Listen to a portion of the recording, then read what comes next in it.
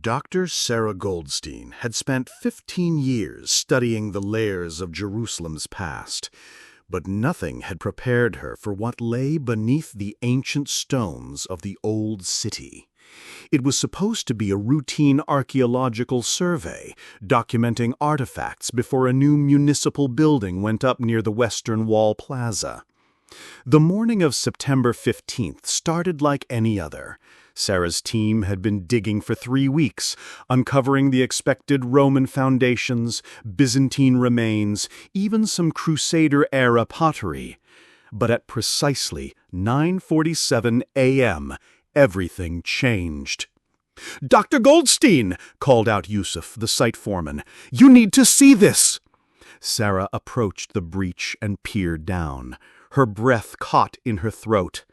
Below the Roman foundations, below the Herodian stones, below layers of civilization stretching back 3 millennia, was a chamber that shouldn't exist. "The construction isn't on any historical survey," Sarah muttered, checking her records for the 3rd time. "No Byzantine accounts mention sealed chambers here. No Ottoman records, no Mamluk documentation.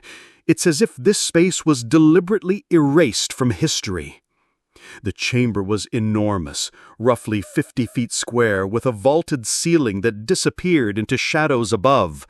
But it was the walls that made Sarah's skin crawl.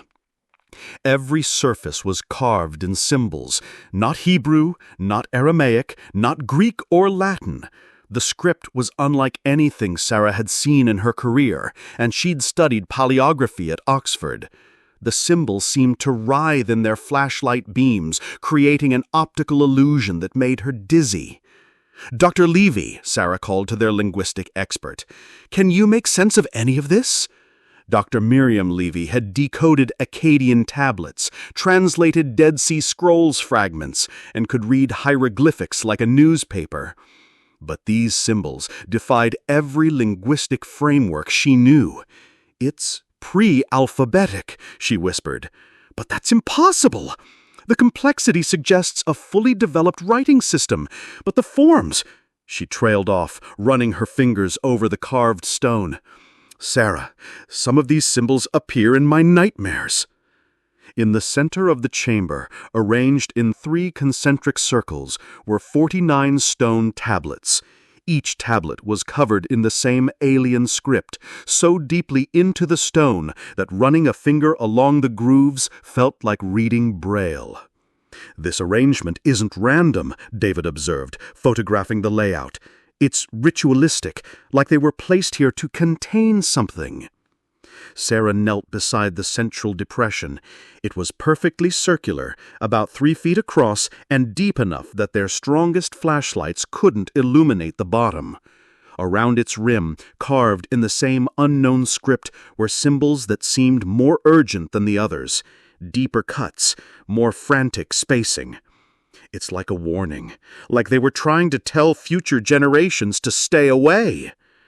That was when Dr. Levy made her first breakthrough and her first mistake.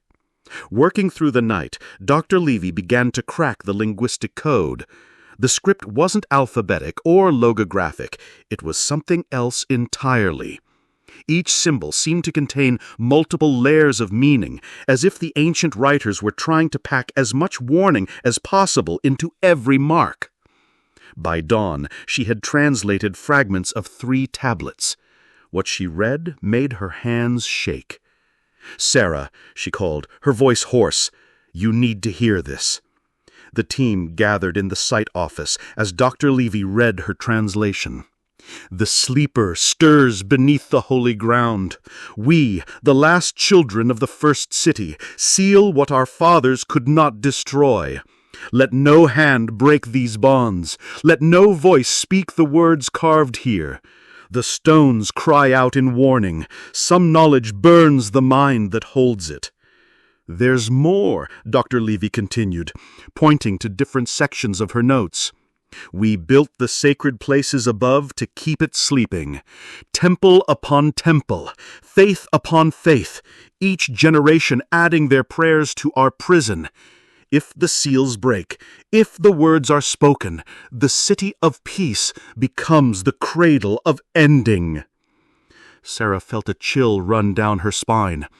What kind of ancient civilization leaves warnings like this? Not one civilization, Dr. Levy replied, pointing to different sections of her notes. Look at the linguistic evolution in these tablets. This script developed over centuries, maybe millennia. Different groups kept adding to it, kept reinforcing the warnings. Despite the ominous translations, scientific curiosity won out.